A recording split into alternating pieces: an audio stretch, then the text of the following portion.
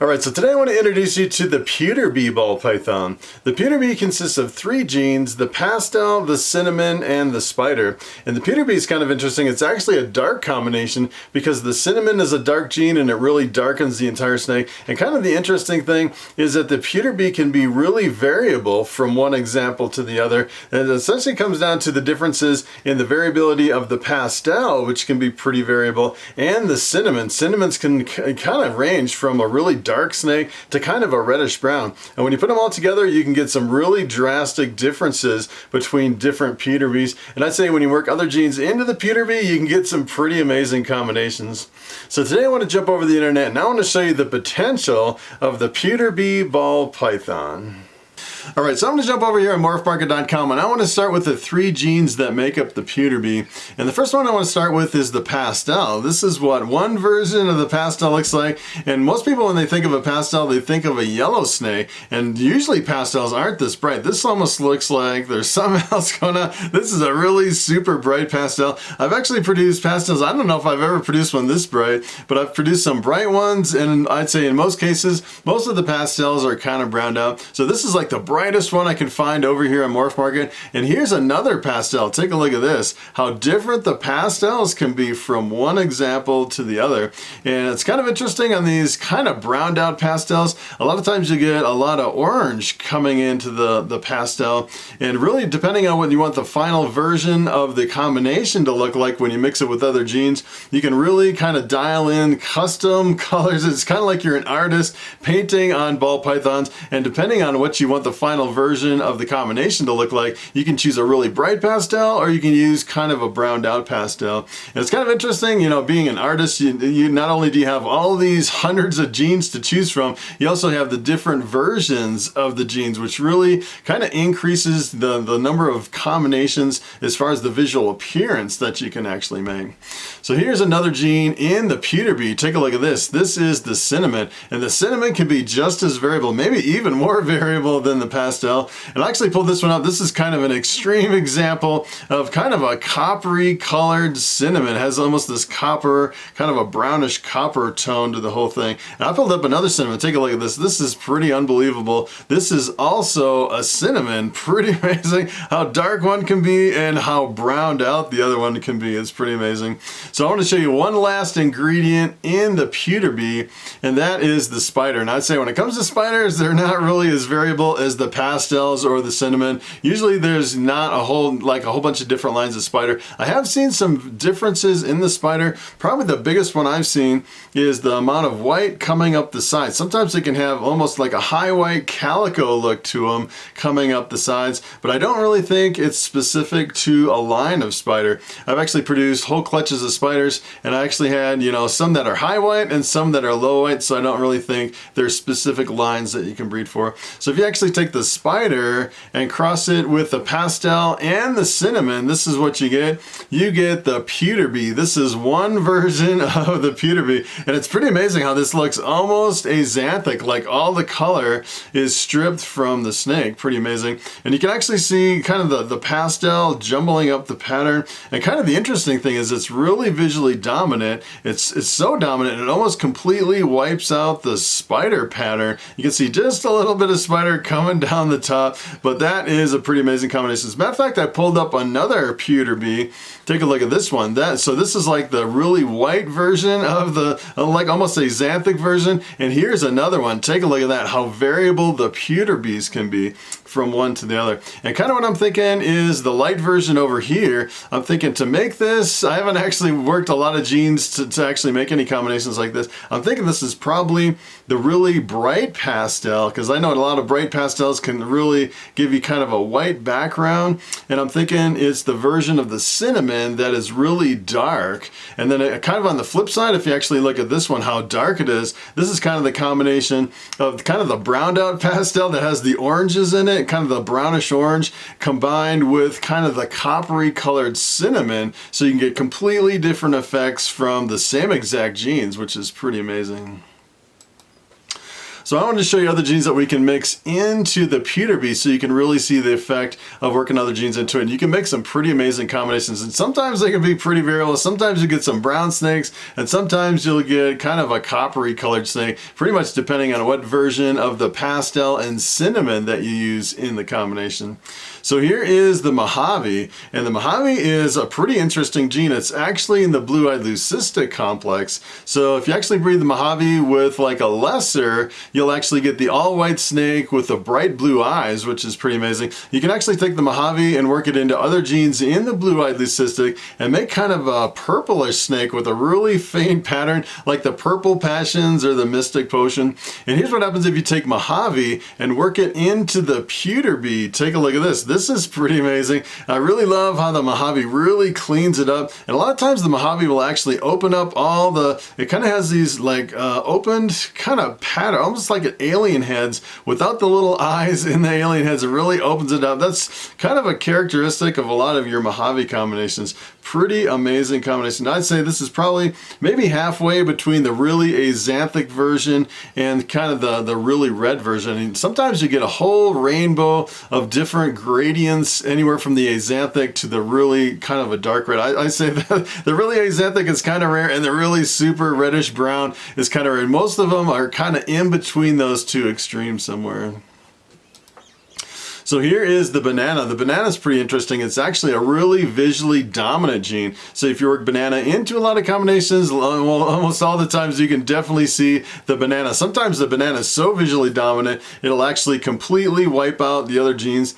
If you actually work pastel into the banana, a lot of times you can't even see the pastel in the banana because the banana just overwhelms it. So here's what happens if you take banana and you work it into the Pewter Bee. Take a look at this. This is an interesting effect. It's pretty amazing in this combination that the Pewter Bee actually almost dominates the banana. It is really visually dominant combination. And you can definitely tell on this one, this is like the axanthic version of the Pewter Bee. As a matter of fact, I was kind of surprised. I haven't really seen any of these banana Pewter Bees that the Pewter Bee would actually really dominate the appearance of the banana. As a matter of fact, you almost can't even tell banana is in the mix, which is pretty awesome.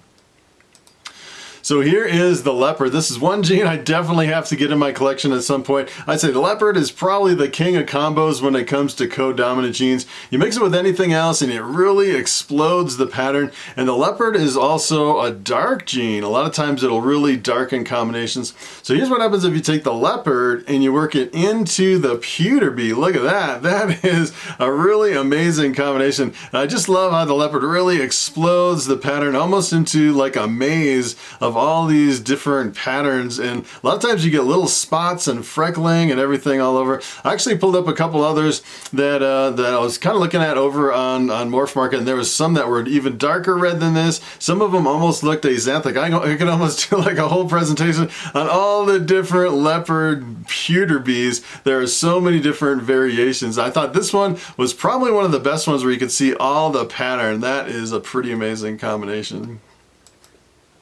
So here is the bamboo. As a matter of fact, this is actually a picture of Bobby, the snake that I have around my neck at the beginning and the end of every video. I actually bought him over here as an adult. He's actually a 7-year-old male now.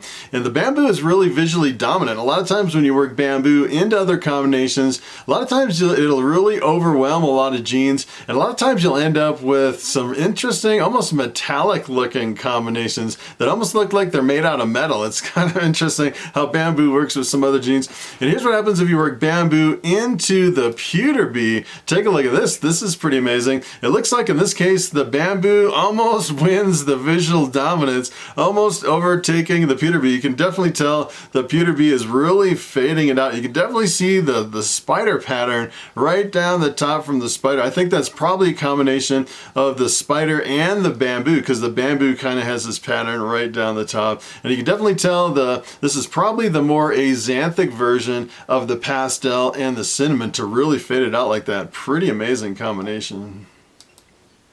So here is the lesser. The lesser is actually also in the blue-eyed leucistic complex, but unlike Mojave, the lesser I'd say is kind of the king of the white snakes. If you mix lesser with anything else in the blue-eyed leucistic complex, you end up with an all-white snake with bright blue eyes. And there's quite a few genes in the blue-eyed leucistic. There's the lesser, the Mojave, the mocha, the phantom, the mystic, and the bamboo. As a matter of fact, if you actually cross this with Bobby, the snake that's around my neck, the bamboo, you'll actually get an all-white snake with blue eyes. So here's what happens if you take lesser and you work it into the Pewter Bee. This is an interesting combination. You can definitely see that lesser has a really strong effect, you know, kind of change it up, almost visually, kind of changes the whole thing. So instead of getting like an axanthic or kind of a reddish brown snake, it really brings out a lot of the yellow, which is kind of an interesting effect. As a matter of fact, if you actually look at the kind of the common name here, this is called the cinnamon queen bee, which is kind of an interesting common name. The queen bee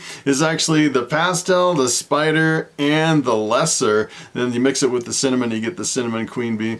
Or yeah, it's kind of an interesting combination because you can actually see a lot of the spider pattern really coming out. And I think the spider and the pastel is really, so the spider and the pastel is essentially the bumblebee, and then you mix the lesser in with it. Kind of the interesting thing about this combination is if you mix lesser with spider, it gives you a really visually dominant effect that I think that is where a lot of this is coming out. A lot of times when you make lesser with spider, you get a really axanthic looking snake. So it's kind of interesting that you actually get kind of a yellow colored snake when you have lesser and spider in the mix, and you have the pewter, which is really visually dominant. That's usually reddish brown or kind of axanthic. It's kind of an interesting effect in this combination.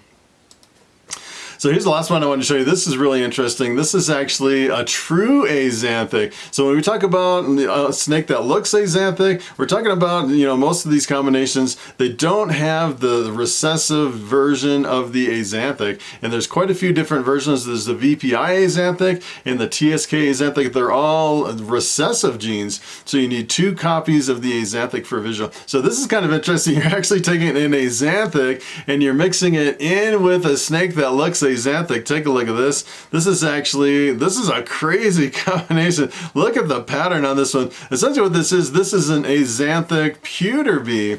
So sometimes the pewter bees can look axanthic without actually having 2 copies of the recessive axanthic. And then you add axanthic to the mix and it really just explodes the pattern. It's kind of interesting how you get all this pixelation and all this interesting pattern all over this thing. It makes for a really amazing combination. As a matter of fact, you can actually compare the true axanthic pewter bee to the axanthic looking pewter bee. If I can find it over here, take a look at this. This is just the pewter bee without the axanthic. Looks almost exactly like the axanthic pewter bee. Pretty amazing. Alright, so it is time for the question of the day. And Haddish Gaming asks, can you discuss the financial aspect of ball pythons when it comes to YouTube income, Patreon, merchandise, and sponsorships? And that is a very good question. So after you actually are creating quite a few videos over on YouTube, you find out there's a whole bunch of different ways you can actually make money over here.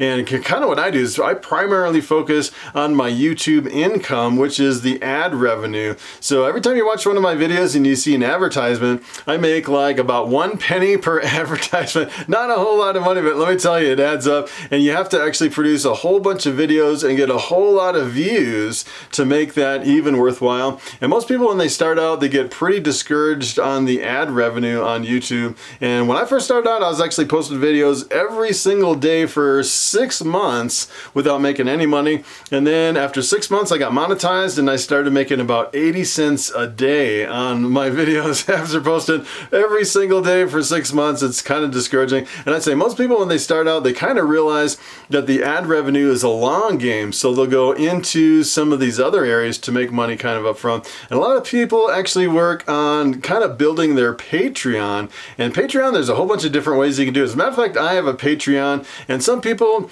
you know, kind of give perks and a whole bunch of stuff on Patreon. They'll give away free t-shirts and give you like the, you know, the choice ball pythons to buy and all these perks. But really, I think what Patreon was designed to do is is it was kind of designed to liberate the YouTuber so I can actually focus on making videos versus, you know, trying to, you know, do all this other stuff. It's kind of like, you know, the patrons of the, you know, the artists back in the day when the, you know, the people would actually paint all these paintings, the really famous painters, and they had patrons that would support them financially so they could just focus on painting. And that's kind of what a Patreon is. As a matter of fact, if you want to join my Patreon, actually, you can actually click the link in the description below. And essentially what I do is you can support me at any level. And if someone decides, all right, I want to support you even at $1, people can sign up for $1, support me, and then a couple months later kind of cancel it. And what I actually do, pretty much the only thing I do for Patreon is I put your name in the end screen. You'll see all my Patreon supporters. Those are the people that have given me at least $1. And some people give me just a couple dollars and then they stop the Patreon, and then I'll actually kind of list them on the end of the video pretty much forever. It's just kind of a, as a matter of fact, my end screen's getting so full I almost have to increase the kind of like get to a scroll or something like that because it's almost completely full. I actually had one guy, he was giving me $50 a month for a few months, which is kind of crazy. Did that for a few months and dropped out. I just was kind of floored that he actually gave me that. So that's kind of one thing you can do is the Patreon. And I was kind of hesitant to do Patreon because I really didn't have, you know, any extra perks or anything, and I was just so busy with all the videos. And I just started, you know, I just decided this, all right, I'm just going to start Patreon, and believe it or not, people are actually supporting me every month. And believe me, that helps more than you can imagine. I'm like a poor, starving video artist, you know, starting out, going for kind of the long game with the YouTube ad revenue. It's kind of tough. And the other thing you can actually do is the merchandise. It took me a while to figure out my merchandise, and essentially what I do is I kind of, you know, put a little bit of merchandise together. You'll see it under my videos, and I actually have a link to my merchandise, a whole bunch of stuff over there. I just kind of threw it together. As a matter of fact, if you actually hit 100,000 subscribers, I heard that YouTube will assign someone to your channel and help you design merchandise, which is pretty cool. And I'd say I'm probably still at least a year away from 100,000 subscribers, so it's going to take me a while to actually get there. As a matter of fact, if you hit 100,000, I heard that YouTube actually has YouTube studios all across the United States, and you can actually use those studios for free if you have 100,000 subscribers, which is pretty awesome. I don't know if I could if I could actually get my snakes into one of those studios, but I thought that was pretty cool. And as far as sponsorships, that is a whole nother ball of wax. So essentially what a sponsorship is they pretty much, it's like you're talking about their product for a certain amount of time in some of your videos. Sometimes you do every video, and sometimes you just do one video and you get paid for sponsoring that product. And what I really don't like about that is it kind of changes the direction of your channel. So, you know, there's so many ads already on my channel with the ad revenue that I'm going for. I don't really want to sit here and talk about a product and kind of dilute my channel. Some people just go after merchandise. You can actually sign up for Amazon Associates, and a lot of people will do that where they talk about something, and when you click on a link and go to that and go over to Amazon to buy it, you'll actually get a commission from that. And I've seen people really focus on that, but the problem is your whole channel is pretty much focused on merchandise, and you kind of go down this spiral where pretty soon your whole channel is just all ads trying to promote products to make money from the sponsorships and the ads and everything else, or trying to get people, you know, to jump into your Patreon or all these things. And I really wanted to focus just on the content that I wanted to focus on and kind of ignore everything else and kind of go for the long game, just shooting for, you know, the ad revenue at the end, which is a lot of times the ad revenue can pay out, but it takes quite a few years and a lot of videos to actually get there. So that is pretty much it. Thanks for watching, and I will see you in the next video.